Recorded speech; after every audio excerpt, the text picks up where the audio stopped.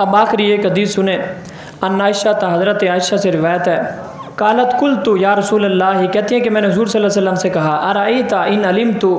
अय्यु लैलतिन लैलतुल क़द्र, मैंने हुज़ूर से पूछा कि या रसूल अल्लाह, अगर मुझे इल्म हो जाए कि ये रात लैलतुल क़द्र की रात है, मैं लैलतुल क़द्र को पालूँ,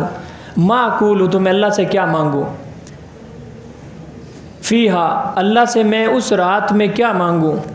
काला कूली, हुजूर ने कहा कि तुमने ये दुआ करनी है, अल्लाहुम्मा इन्नका उफ़ुव्वुन करीमुन, या अल्लाह तू बहुत माफ़ करने वाला है, या अल्लाह तू बहुत करम करने वाला है, तुहिब्बुल अफ़वा, और तू माफ़ी को, तौबा को पसंद करता है, फ़ाफ़ु अन्नी, मुझे माफ़ कर दे। ये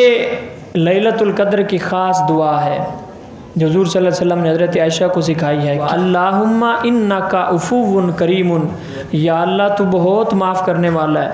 तू बहुत करीम है, करम करने वाला है, तुहिब्बुल अफ़वा, तू तो माफ़ी को पसंद करता है, तौबा को पसंद करता है, तुहिब्बुल अफ़वा, या अल्लाह तू तो इसको पसंद करता है, फ़ाफ़ु अन्नी, तो मुझे माफ़ कर दे।